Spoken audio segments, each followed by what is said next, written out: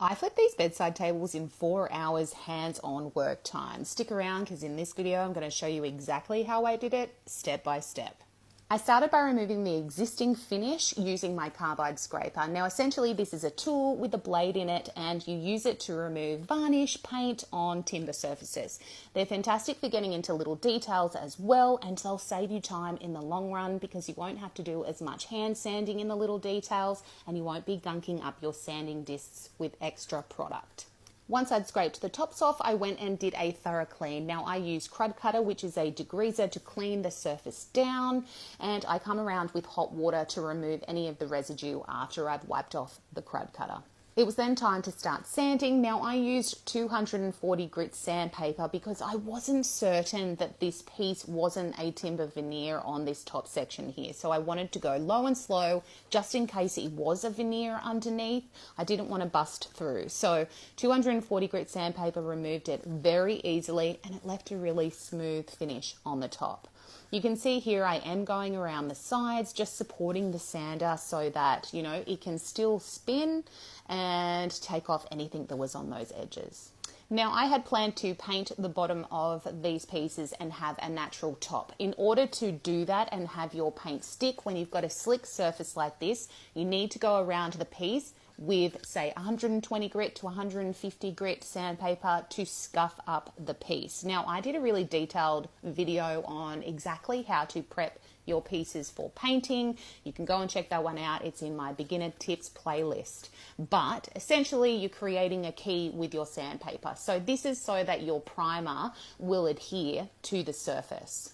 So you just make sure that you're really thorough, go around any little grooves all around the legs and make sure that you're getting a milky finish on the surface. So you want to really degloss this. We call it deglossing. So once you wipe it over, you want the surface to look milky, not shiny. Shine is not your friend.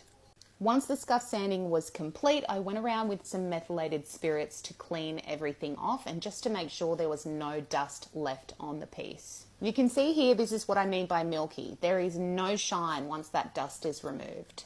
It's a good idea if you want to change the color of your hardware that you actually use an etch primer. So these were a metal handle, and an etch primer is just a primer that is designed for metals.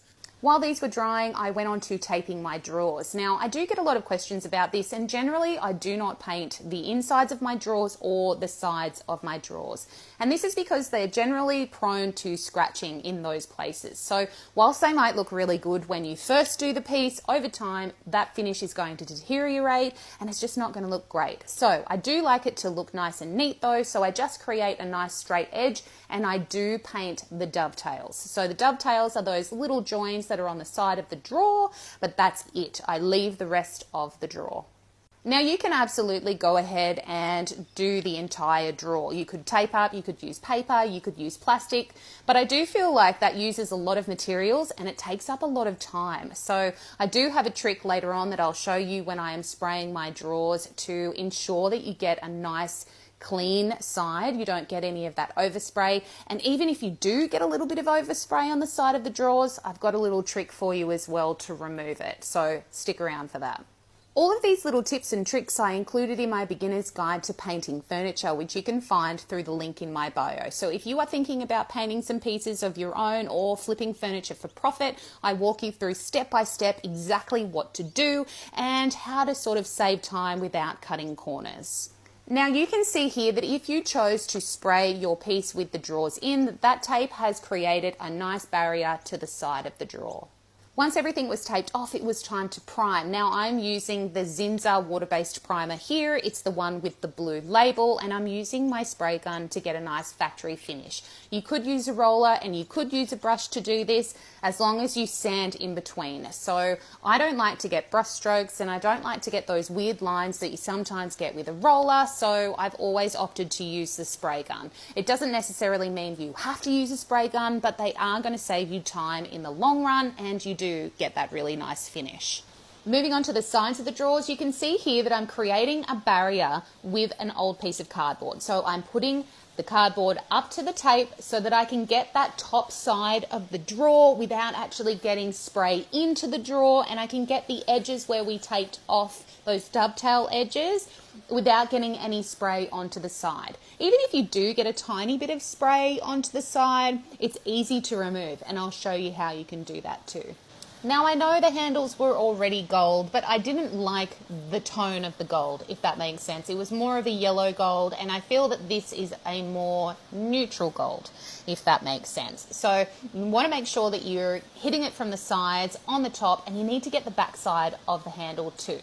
To ensure that you're getting the smoothest finish possible, I like to actually sand in between my priming and my painting coat. So you can see here that I'm using a sanding block. I've just wrapped some 400 grit sandpaper around that block, and I'm going around the piece just lightly. So this will remove any dust, any splatter. It will also remove brush strokes or roller marks if you've gone down that route.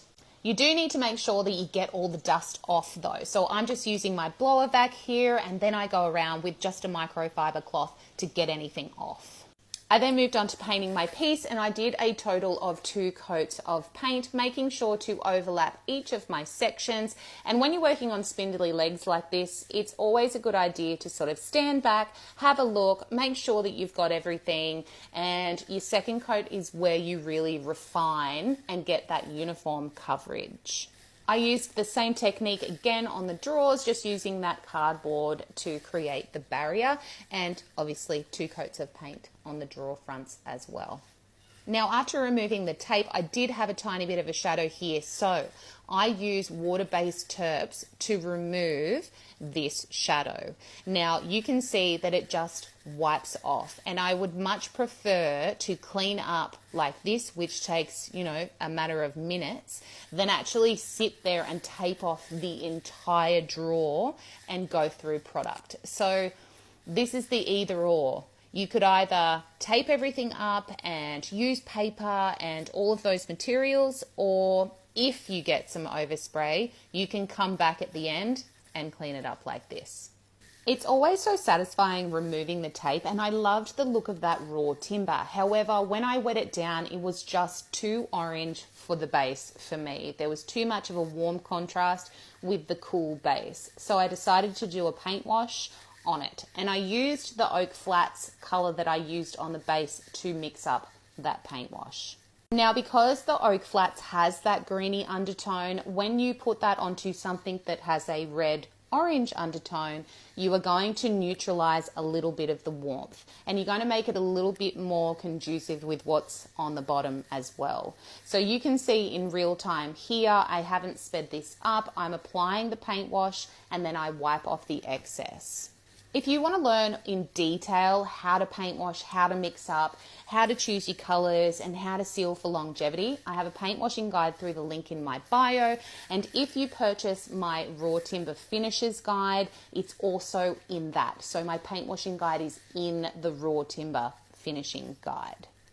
Now, you don't want to leave a paint wash on for too long, but you do want to make sure that you're getting a little bit of color on there, and then you are wiping off that excess. So you can see here, I'm going around with an old t-shirt, making sure that I don't have any streaks, that I've got a nice clean edge, and that there's no little puddles anywhere.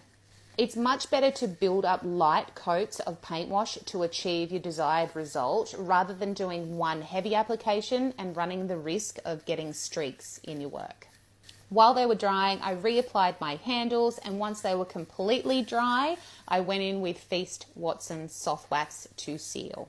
And this is the end result. You guys know I don't normally do a deeper, richer timber on top. I am more of a light timber finish girl, but I think this worked really beautifully. I'd love to know what you think in the comments.